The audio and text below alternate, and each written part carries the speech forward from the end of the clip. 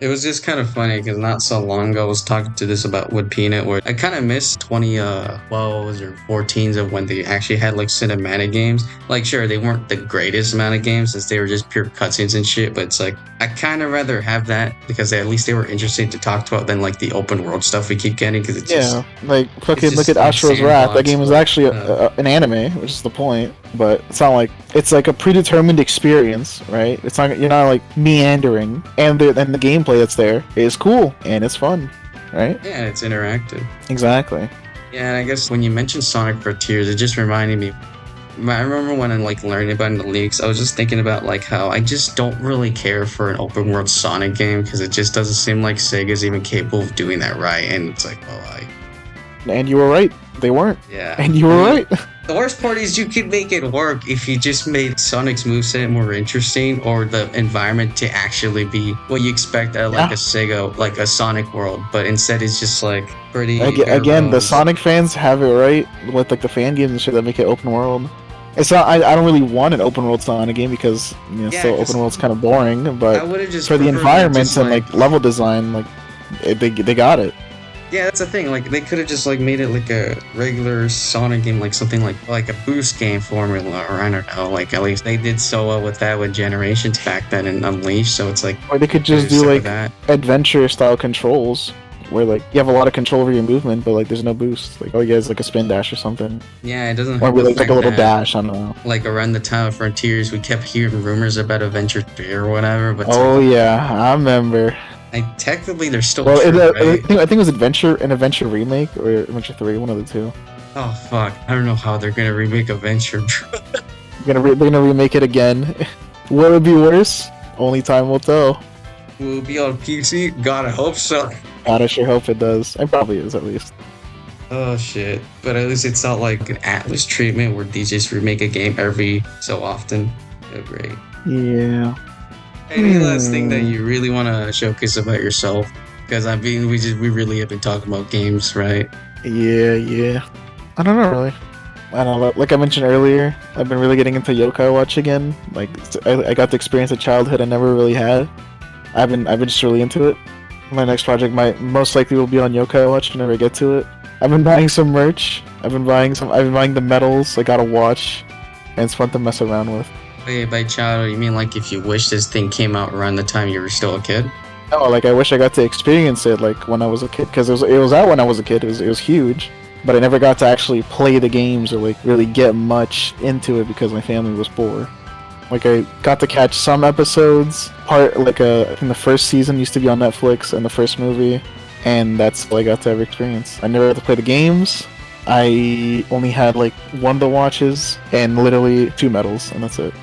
Really awesome. I never thought about that before, where it's stuff that you wish came out like much more available, and it's like it makes sense. I mean, I guess it was around. I just never had the chance to experience it.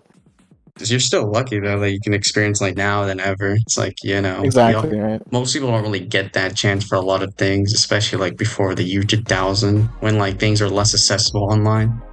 Yeah, because unfortunately the series is pretty much officially dead. So I thought they had like a game in the Switch at least. They did, but it's Japan only, and that was already like 6 years seriously? ago. They just have the region stuff. Well, okay. they have 2 Switch games, technically 3, and they're all Japan exclusive. That's so fucking. And again, sucks. They came out already many years ago now. And the only way to play is just to like. Yeah, which I've been emulating the 4th game, which is on Switch, and that game was pretty fun. I had to use a fan translation. Oh, that's actually cool though. No, because like I actually didn't realize that. I was thinking like, is the Switch region locked?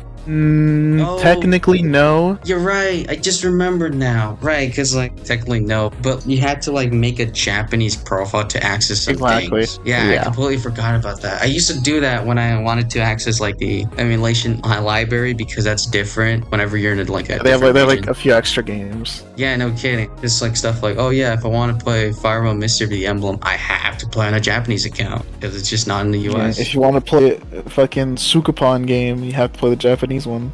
Yeah, exactly. But it also sucks because it's like you have to like at least do an extra month. But it actually doesn't make sense because they have some Japanese games on the Western side. Wait, they do? Like which ones? Yeah, they do. Panel de Pon on the Super Nintendo's on both the Japanese and the English online things.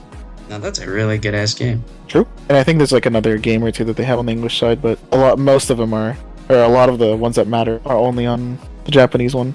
I mean, it kind of just sucks though. I just wish they had like a better like service where you actually own the games instead of it just being subscription based. But oh well.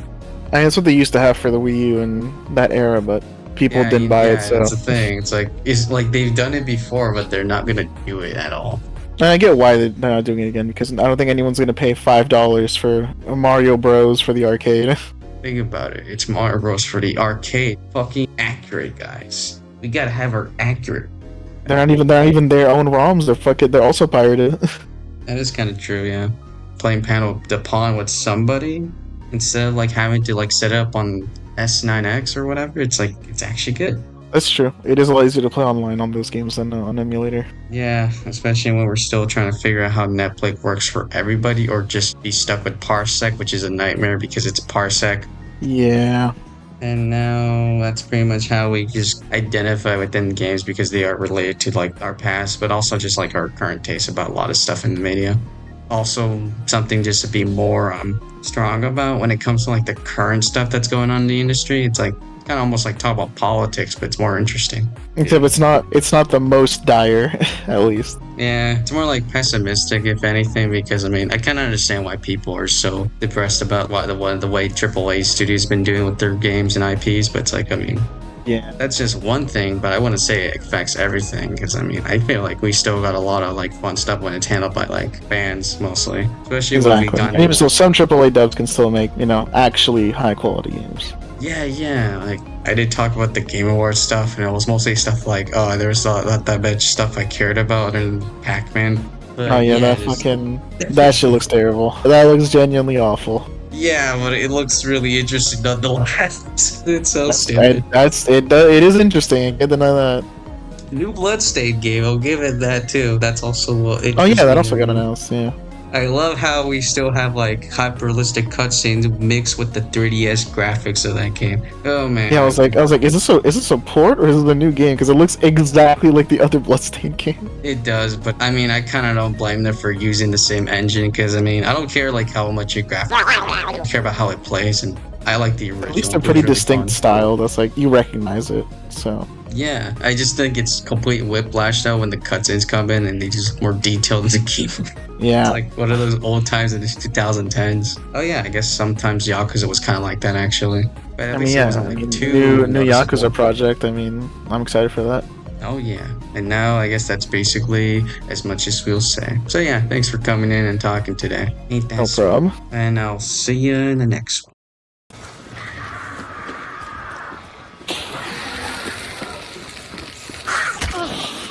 Oh, dude!